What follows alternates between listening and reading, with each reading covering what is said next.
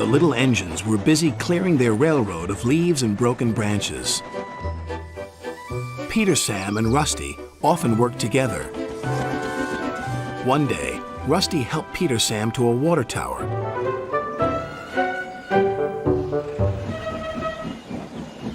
Peter Sam felt much better after his long drink, but the freight cars were bored. Let's break away. Their loads were heavy and the couplings old. One snapped.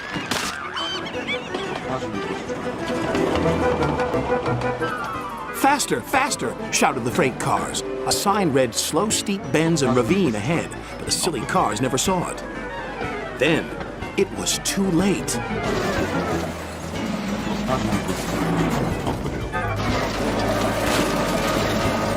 Peter Sam arrived at the scene of the disaster. His driver sighed. Took some time. One of your crank pins broke, Edward, said his driver at last. We've taken your side rods off. Now you're a single, like an old-fashioned engine. Can you get these people home? They must start back tonight. I'll try, sir, promised Edward.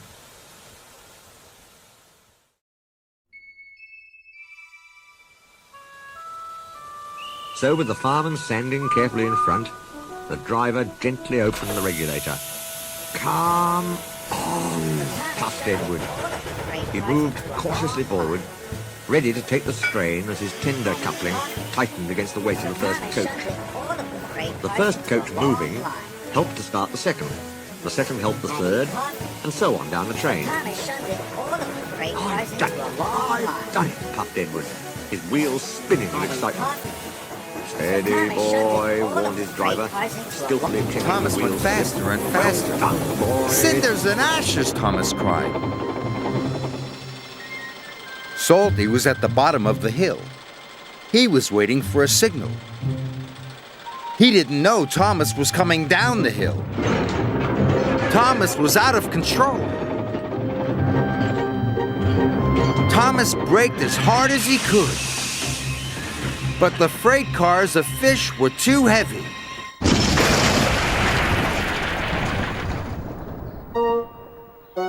Oops, said Thomas. Sorry. Salty was covered in fish. Never mind me, Artie, said Salty. The smell reminds me of the sea. Thomas's driver telephoned for help. And soon Harvey was clearing the tracks. Thomas wondered what Sir Topham Hatt would say. He found out soon. Workmen and a helicopter. Leave your trucks in the sidings and go back quickly. Percy was soon steaming to Harold's airfield. Beep, beep, whistled Percy. Wake up, lazy wings. The mountain villagers need your help. They're stranded. Whiz-ow, replied Harold. I like an emergency to keep me warm. And he buzzed away. Now, sighed Percy, what's next? Suddenly, there was Thomas with Terence the tractor and a works train. Come on, Percy, whistled Thomas. Follow me. The two engines battled their way through the snow. At last, they reached the village. Harold was already there, busily dropping food to people and animals.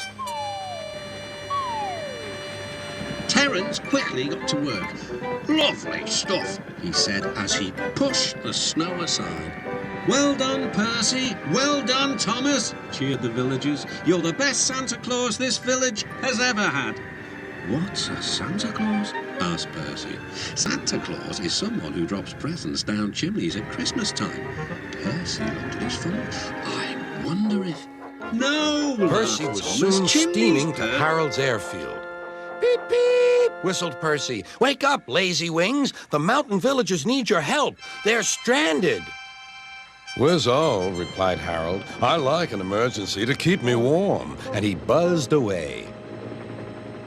Now, sighed Percy, what's next? Suddenly, there was Thomas with Terence the tractor and a works train. Come on, Percy, whistled Thomas. Follow me. The two engines battled their way through the snow. At last, they reached the village. Harold was already there, busily dropping food for Thanksgiving dinner to the people below. Terence quickly got to work. Lovely stuff, he said as he pushed the snow aside. Well done, Percy! Well done, Thomas! Cheered the villagers. Percy, I've just remembered. Your mail train is still back at the siding, isn't it? Meanwhile, Duck was waiting at Edward's station so that he could help the heavy train by pushing from behind.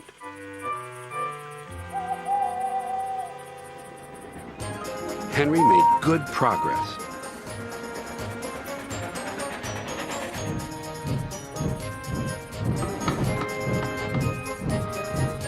When they reached Edward's station, his driver stopped the train beyond the platform.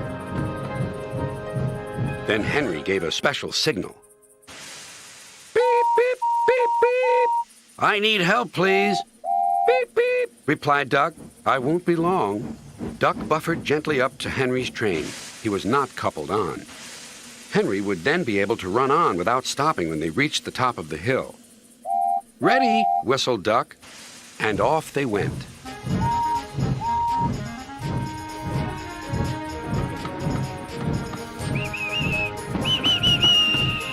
Where is that Duck? The driver and fireman asked the station master. Have you seen the guard? No. They asked the porter. Have you seen the guard? Yes, last night. Edward began to get cross. Are we ever going to start? Just then, a little boy shouted, Here he comes! And there the guard was, running down the hill, with his flags in one hand and a sandwich in the other. He ran onto the platform, blew his whistle, and jumped into his van. Edward puffed off. Here we go, shh, shh, here we go, shh, shh, here we go, shh, shh, here we go, here we go, shh, shh. He did have a happy day. Thomas was All very the children happy to ran say to wave as goodbye he to went the past, fish. and he met old friends at all the stations. He worked so Thomas hard was very that the happy driver to say promised goodbye take to him the out again fish. next day. And he told the other engines in the shed that Tommy night, Heavy. I'm going out to Oops, said Thomas. Sorry. Salty was covered in fish. Never mind me, Artie, said Salty. The smell reminds me of the sea. Thomas's driver telephoned for help. And soon Harvey was clearing the tracks. Thomas wondered what the Fat Controller would say. He found out soon enough. You have caused confusion and delay, said the Fat Controller sternly. You must learn to be more safe. Yes, sir. Sorry, sir, Thomas puffed sadly. Soon they reached Gordon's Hill. Push hard, push hard. We're doing it, we're This doing it. time, Thomas shunted only 5 trucks together. He took a deep breath and Soon chuffed they away. reached Gordon's Hill. Push hard, puffed Henry. We're doing it, replied Duck. Henry was pulling his train hard. Fish can be awfully smelly. Thomas, and I know what I'm talking about. Good night.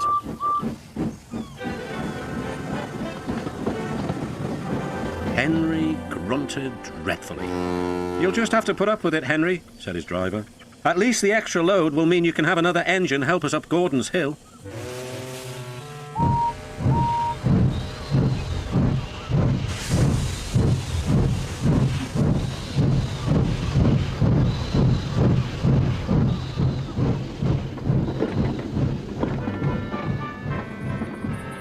Meanwhile, Duck was waiting at Edward's station so that he could help the heavy train by pushing from behind.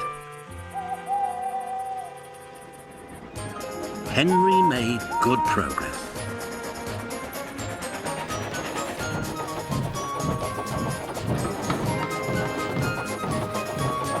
When they reached Edward's station, his driver stopped the train beyond the platform. Then, Henry gave a special signal.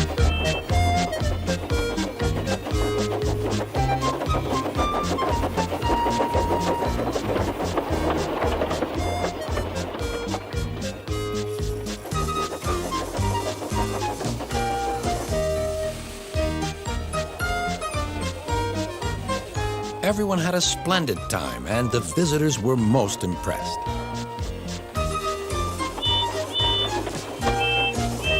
Then Edward took the visitors home.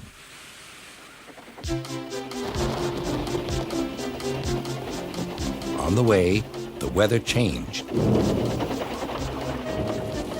Wind and rain buffeted Edward. His sanding gear failed, and his firemen rode in front, dropping sand on the rails by hand. Suddenly, Edward's wheels slipped fiercely, and with a shrieking crack, something broke. The crew inspected the dam. The thing that I knew about Thomas, and that whether Britt actually told me this or it was just came out through conversation, was not to play down to the kids. She didn't want anybody feeling like they were played down to her. Kids aren't stupid, and they will appreciate quality content. And quality content will stick with them. And then the classic eyes rolling around, I can never get enough of that. The fact there is a large adult Thomas fandom is total proof of that, and that is something the corporate figureheads at Mattel will never, ever understand. Mattel is trying everything in their power to make Thomas a crappy baby show for a brain-dead audience that just doesn't exist. So in retaliation, I'm going to try and do everything in my power to use my platform to show to the public that Thomas can be and has been so much more than that. There's a plethora of special episodes in Thomas that do something really significant, whether you knew it or not. So here's the first video in a little series of hopefully many, where I take a past episode of any era and talk about something significant that it did. I don't know how far this will go or if this will catch on, but if it does, then let's give it a solid start. The first episode I'd like to talk about is Henry's Hero.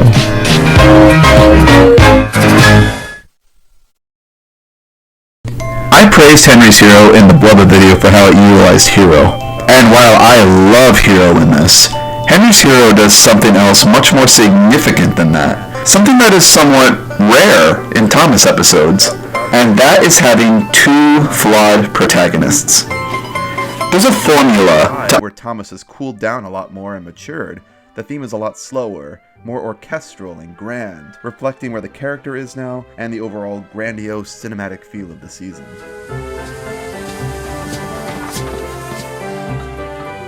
I tried to think of just one episode that sums up how groundbreaking the Thomas soundtrack is, but there's so much to choose from.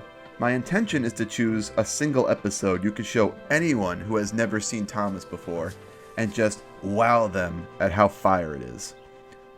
I finally came to the decision that that episode is Toby and the Flood. Toby and the Flood is one of the craziest episodes of classic Thomas. It sums up the experimental, cinematic, darker tone of Season 5. It's over the top, it's unrealistic, it's action-packed, but it's so much fun, and it's played completely straight. All the events that happen in this episode are unrealistic, but they're taken 100% seriously, and its perilous, never-stopping, nail-biting score reflects that. This is a non-stop episode. Right at the start, trouble is already brewing. Man, that's a lot of rain. Everyone's kind of worried. Harold's out and about and inspecting, that's not a good sign. Then, oh crap, the dam is leaking. We gotta get going. Then, oh my god, the river is rising. That's dangerous. I don't like that. Then, holy crap, the dam just broke. Oh my god. And before you even have a moment to deal with that, Percy. holy sh... I'll try, replied Toby bravely. Percy watched anxiously as Toby trundled away. His journey took him over a wooden bridge at the end of the village. The river surged dangerously beneath it. Harold Helicopter was inspecting the dam as Toby arrived. "Be brave, Toby," called his driver. "We have to cross to the other side." The dam did not look safe at all. Toby was very worried, and soon he knew why. "The dam's breaking up! We must warn everyone!" Toby shunted back as fast as his wheels would let him.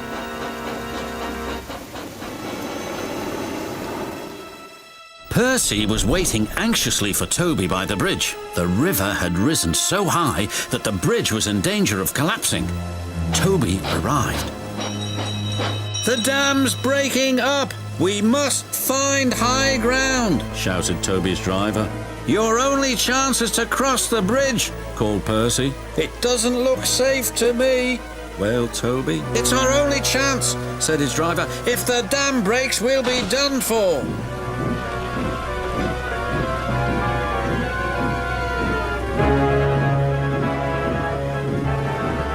Toby was halfway across the bridge when disaster struck.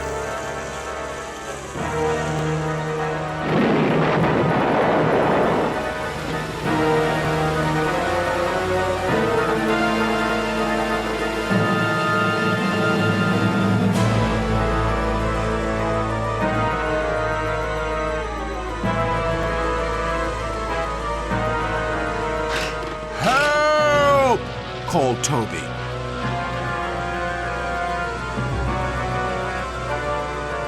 We'll follow him on our line. It meets the river further down.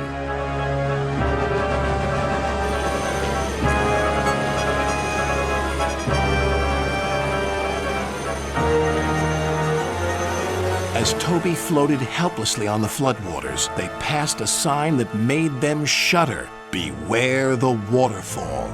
If we go over that waterfall, we're doomed. Then they saw Harold, who swooped low and shouted urgently to them.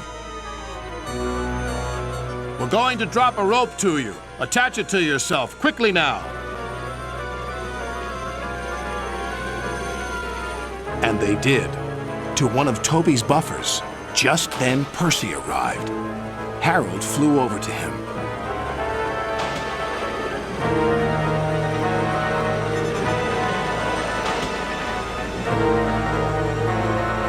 Catch the rope and pull Toby to safety.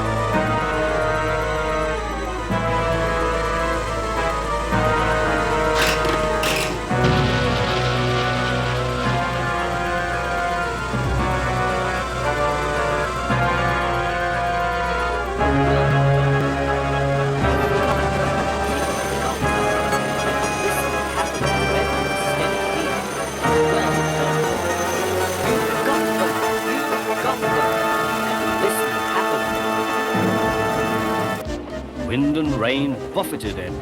His sanding gear failed, and his fireman rode in front, dropping sand on the rails by hand. Suddenly, Edward's wheels slipped fiercely. With a shrieking crack, something broke.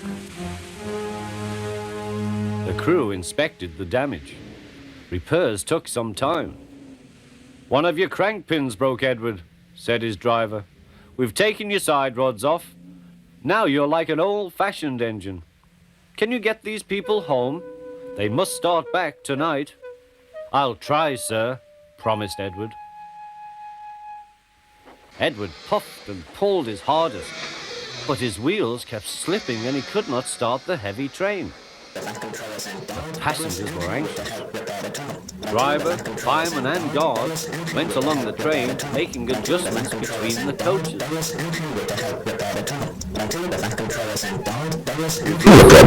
Why is everyone bothered about something that's broken? We asked Toby one day. Toby was puzzled. Broken? We asked. What do you mean broken? Well, explained Percy, the Fat Controller said it was bust. What's that? The thing clergyman, poor man, said Percy sadly. Thomas, listening nearby, laughed. The thing clergyman isn't broken, he chuckled. A bust is a sort of statue, just the head and shoulders of the person. Percy cleared up at once. Oh, he said, that's all right then. I just hope that everybody can get to see it, put in Toby. A few days later, the Fat Controller announced that the tunnel had been mended. The inspectors worked through the night on their safety checks, and the first train allowed through was Picamana. next station, the bust of the thin clergyman beneath a silk cover was ready. The engines waited anxiously. At last Pip and Emma arrived, and the first person off the train was a prince. The fat controller greeted them, and after a short speech, the prince pulled the cord. The silk cover fell to the ground, revealing a perfect likeness of the thin clergyman. "My parents," said the prince, "read stories about your railway to me as a child. There will never be anything like it anywhere."